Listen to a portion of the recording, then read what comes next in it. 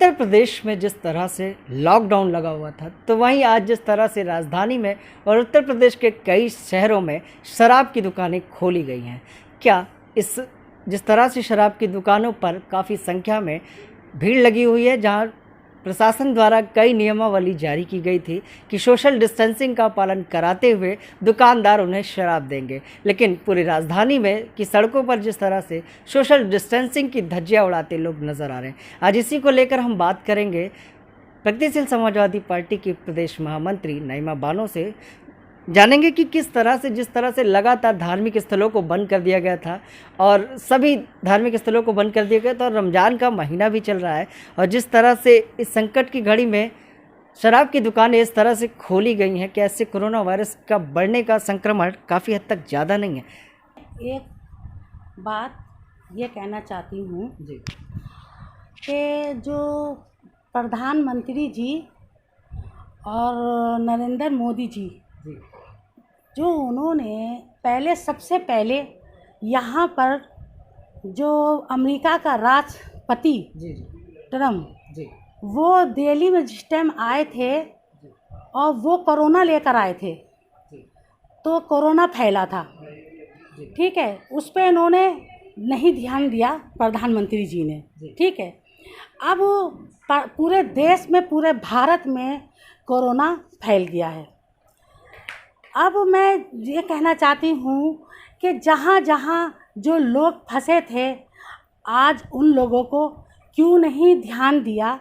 जो बेचारे मज़दूर जिनके घर खाना नहीं है और वो वहाँ रोडों पे, सड़क पे पड़े हैं, जो रास्ते में चाहते भी हैं कि घर चले जाएं, तो पैदल चलते चलते और दम तोड़ दिया, मर गए, ख़त्म हो गए। तो हम ये चाहते हैं कि जो करा था लॉकडाउन, तो वो उससे हम सहमत थे। वो हम इसलिए सहमत थे कि ये सही हुआ है, करा है कि जो कि लॉकडाउन लगाया इस वायरस से बचाव के लिए वायरस से कि इसको किया है, तो इस पे हम सहमत थे। लेकिन हमने हर बात मानी, ठीक। जो मस्जिद के अंदर आपने मस्जिदों में नमाज बंद कराई, ठीक है, कोरोना की वजह से कि कोरोना एक दूसरे को ना लगे, उससे भी हम सहमत हैं। आपने दुकानें, आपने पूरा देश, पूरा भारत बंद कराया, आपने ये भी काम अच्छा किया, जो कि हम उससे सहमत हैं। लेकिन जो आज आपने काम किया है वो बहुत ही गलत किया है। जो मस्जिद और मंदिर जो आपने बंद करे और बंद कराए थे, आज मस्जिद में कोई पूजा के लिए नहीं जाता है, आज मंदिर में कोई पूजा के लिए नहीं जाता है। आपकी बात रखने से, बोलने से सहमत थे, लेकिन आज हम सहमत नहीं हैं। आपने, सरकार ने क्या करा ये कि रमज़ान शरीफ, बताइए, आपने कोरोना अब नहीं लगेगा। जो आपने शराब की दुकानें खोली हैं और शराब की दुकानें खुला के और लाइन से भीड़ लगा दी, वहाँ पे कोरोना नहीं आएगा। वहाँ पे कोरोना को आपको ध्यान नहीं है कि ये कोरोना फैलेगा या नहीं फैलेगा। ये बताइए कि अब आपकी बात पे कैसे सहमत हों हम, आपकी बात पे हम कैसे सहमत हों। इसलिए हम अपनी बात रखना चाहते हैं कि देखिए, ये आपने गलत किया है और बहुत कुछ गलत किया है। जो आपने आपको रमज़ान शरीफ जब शुरू हुए किया है, शराब की दुकानें खुलवाई हैं, तो आपको पूरी दुनिया के हर देश आप पे आवाज़ उठाएगा। मैं आपसे कह रही हूँ और कहना चाहती हूँ कि ये आपने गलत किया है। मतलब सरकार के इस कदम से इस कोरोना वायरस को बढ़ने का काफ़ी हद तक जो डर है वो पूरा हो गया, कि अब इस वायरस को काफ़ी तेज़ी से ये बढ़ेगा। नहीं, अब तो ये देखिए, ये शराब की दुकान और ये शराब, ये क्या कोरोना नहीं बढ़ाएगा? ये बहुत तेज़ी से कोरोना बढ़ेगा और बहुत तेज़ी से कोरोना सबके घर पहुंच जाएगा, एक एक घर के अंदर पहुंचेगा। आज जो ये किया है वो बहुत गलत किया है। ये सरकार ने जो लिया है नियम, ये नियम उनका गलत है और मैं इस बात को नहीं मानती हूँ। और वैसे आपने जो किया था वो ठीक किया था, अच्छा किया था। कोरोना तो पहले ही आप ला चुके थे, अब आपने शराब की दुकानें खोलकर और कोरोना फिर से लाए हैं, ये आप गलत कर रहे हैं। सड़कों पर हमने आपको दिखाया भी कि किस तरह से लोग पैदल ही यात्रा छत्तीसगढ़ बिहार के लिए कर चुके हैं। क्या सरकार को उनके लिए कोई ठोस कदम या व्यवस्था नहीं करनी चाहिए जिस तरह से आज शराब की दुकान खुलवा दी गई है?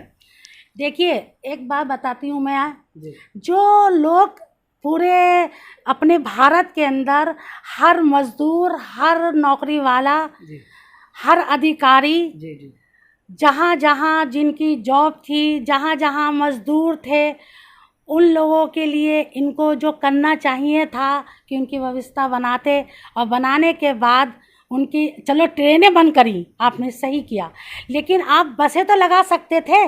आप बसों से जहाँ 40-50 लोग बस के अंदर बैठते हैं तो वहाँ पे 20 लोगों का इंतज़ाम बस में करा के और उनके मकानों में उनके घर बच्चों के, बीवी बच्चों के पास भेजते, तो आप मोदी जी आपको फिर से प्रधानमंत्री बनते, आप फिर से प्रधानमंत्री बनते। लेकिन आपने वो काम नहीं किया है। जो आज मजदूर हर जगह परेशान है, जो 300-300, 400 किलोमीटर चल रहे हैं और दम तोड़ देते हैं, उनके लिए आपने कौन सी व्यवस्था, कौन सा आपने उनका इंतज़ाम किया है कि उनके घर छोड़ने का और पहुंचाने का? ये मैं आपसे पूछना चाहती हूँ। आप उनका इंतज़ाम करते कि जहाँ पे जो लोग फंसे हैं, जो लोग परेशान हैं, जो रोडों पे पड़े हैं, तो उनके लिए आप इंतज़ाम ये करते कि आपको बसें लगाते और बसें लगा के 20-20-30 उनके घर घर पहुँचाने का काम करते। बता दें कि जिस तरह से उत्तर प्रदेश और देश की सरकार ने ये कदम उठाया कि शराब की दुकानों को खुलवाया, कहीं ना कहीं सरकार की स्थिति इस समय कहीं ना कहीं कमज़ोर है, जिसको सुधारने के लिए सरकार ने ये कदम उठाया। नैमा जी, ये कदम सरकार ने इसीलिए उठाया कि सरकार की आर्थिक स्थिति इस समय सही नहीं है, क्योंकि लॉकडाउन में काफ़ी हद तक परेशानी है। जी मैं एक बात ये बताना चाहती हूँ, पूरे भारत को, पूरे देश को मालूम है कि बाहर से पैसा आ रहा है, ठीक है। जो भारत से, सारे देशों से भारत के अंदर पैसा आ रहा है, वो पैसा कहाँ जा रहा है? हम ये पूछना चाहते हैं, कौन सी कमी आ गई आपके पास जो आपने ये शराब की दुकान खुलवाई है? आपके पास में इतना पैसा आ रहा है, इतना पैसा आ रहा है हर देश से, पूरे दुनिया से, हर जगह से पैसा आ रहा है, वो कहाँ जा रहा है? उस तरह की व्यवस्था भी नहीं हो पा रही, उस तरीके की, और जैसा पैसा आ रहा है ना उस तरीके से इलाज हो रहा है, ना उस तरीके से व्यवस्था हो रही है, ना मज़दूरों को, ना गरीबों को खाना पहुंच रहा है। ये क्या कि खाना आप पकाकर और उनको डिब्बे बनाकर आप एक टाइम बांट देते हैं तो आपने जग जीत लिया। यह आप समझ रहे हैं कि हमने बहुत अच्छा काम किया है। क्या व्यवस्था होनी क्या आपको क्या आपने उन लोगों का भला हो सकता है एक डिब्बे से सारा दिन का? ये बताइए। आज हम ये व्यवस्था चाहते हैं कि उनके घर, उनके नाज, उनके यहाँ पे चावल, गेहूँ, दाल, तेल, जो भी उनका खाने का घर का राशन है, कच्चा राशन जो है, वो उनके घर पहुँचाया जाए और भेजा जाए, इंतज़ाम उनका करा जाए। जो बाहर से देशों से पैसा आया वो इसीलिए आया है कि पूरे देश में पूरे गरीब लोग जो हैं उनके घर में ये पहुँचना चाहिए। आज जो जॉब कर रहे थे उनकी तनख्वाहें हैं, उनकी तनख्वाहें नहीं हैं, उनको कुछ मिल नहीं रहा, कुछ हाँ कनोट वो हो रही है। तो बताइए वो लोग भी कहाँ से खाएं जब उनका बजट उसके पैसे से बन के अब न 1 महीना चलाते हैं। जो आज बजट उनका कुछ नहीं रहा, ख़त्म, तो वो भी भूखे हैं, वो भी घर में परेशान है। तो बताइए कि इस तरीके से हो रहा है और ये देश के अंदर ये सही नहीं हो रहा है। भारत को बाहर का देश गलत कह रहा है और गलत शामिल करेगा। नैमा जी, किस तरह से लोग आ रहे हैं आपके पास, क्या क्या समस्याएं बताते हैं? देखिए, मेरे पास में जो कुछ लोग ऐसे भी हैं यहाँ पर फंसे हुए परेशान के मज़दूर, वो आते हैं और रोते हैं कि नेताजी आप हमारा बताइए, ना खाने को है, ना हमारे घर सोने को है, ना लेटने के लिए है, कहीं आराम करने के लिए। तो मैंने उनको कमरा भी अपना दिया मज़दूरों को, जो कि आप बैठे हुए हैं, जी ये कमरा भी मैंने दिया रहने के लिए इन लोगों को। मैंने कहा इसमें रहिए आप। और बेवा हैं, जो बेवा हैं वो लोग बहुत परेशान दुखी हैं, जो उनके घर में कोई कमाने वाला भी नहीं है। जी वो अपनी झाड़ू बर्तन और पोछा करती थी, जिससे वो पैसा दो कमाती थी, अपने घर का खर्च चलाती थी। वो लोग आती हैं और रोती हैं, हमसे बताती हैं कि हम लोग बहुत परेशान हैं। तो मैंने उन लोगों के लिए जो बेचारी मजबूर लेडीज़ जो हैं, महिलाएं हैं जो मजबूर, हमने उनको कच्चा राशन बांटा और दिया, उनकी मदद करी।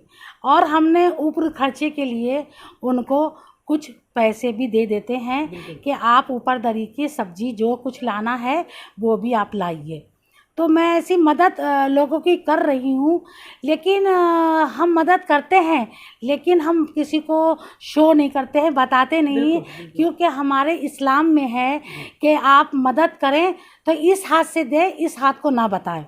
तो मैंने ऐसी मदद लोगों की कर रही हूँ और करती रहूँगी, मतलब नेकी जब कर तक दरिया में डाल। जी। तो मैं ये चाहती हूँ कि उन लोगों के लिए आपको भी सोचना चाहिए कि उन लोगों की मदद करिए आप, कि उनके जो आपने जीरो बैलेंस खुलवाया था बैंक के अंदर, जो अकाउंट खुलवाए थे, उसमें आप 500 रुपये डालकर आपने उनके 2 महीने नहीं कर सकते हैं। अगर आप उनको 5-5 हज़ार रुपया भी आप भेज देते तो यकीन से उनका खर्च पूरा हो जाता। लेकिन आपने ये नहीं सोचा प्रधानमंत्री जी। मैं आपसे कहना चाहती हूँ कि जो इतना पैसा आ गया है आपके पास कि आपसे रखा भी नहीं जाएगा, सब सारा पैसा आप इतना रख कर क्या करेंगे।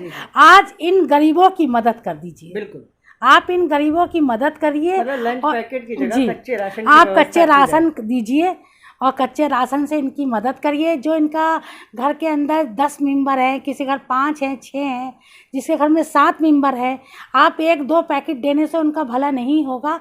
जो आप कच्चा राशन देंगे उनसे उनका घर का भला होगा। ठीक है। बस मैं इतना चाहती। अल्ताफ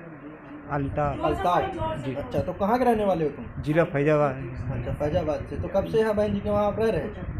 जी यहाँ 2 महीना हो गया यहाँ पर। अच्छा, खाने पीने का कैसा कार्यक्रम कहाँ चल रहा है आपका? खाना पानी यहाँ से चलता है, मजदूर करके जो भी कुछ नहीं कहीं पे रहते हैं। खाना पीना आपको बहन जी के द्वारा आपको पूरा मिल रहा है, रहने वहने सब सुविधा मिल रही है? जी, खर्चा पानी कुछ नहीं मिल रहा है। वैसे घर वाले पूरे भूखा प्यासे बैठे हैं, प्यासे हैं। घर द्वार मेरा गिरा पड़ा है और कोई मकान है नहीं ना, सब छोटे बिटिया है, छोटे बच्चे हैं, मैं परेशान हूँ। सरकार का आदमी आप तक अभी तक नहीं पहुँचा कि आपको क्या समस्या है? जी नहीं, कोई नहीं गए। सरकार का आदमी किसी प्रकार का नहीं पहुँचा? जी नहीं, घर से बात होती अगर है? कहीं जाएंगे तो वहाँ रास्ते में कोई पकड़ लेगा तो रास्ता करके नहीं जा पाओगे। गाँव वाले फंसा देगा। अच्छा, पुलिस को ला के जाते हो तो वापस कर देती है? जी हाँ। अच्छा, तो घर से बात होती कि नहीं होती? हाँ, तो गांव वाले अंदर जा नहीं देंगे। ठीक। तो ये थी नईमा जी जिन्होंने लगातार इस लॉकडाउन में जो इनके पास गरीब कमज़ोर वर्ग की महिलाएं आती हैं उनके लिए कच्चे राशन की व्यवस्था ये करती है। इसी के साथ मैं विक्रम आपसे इजाज़त चाहूँगा। नमस्कार।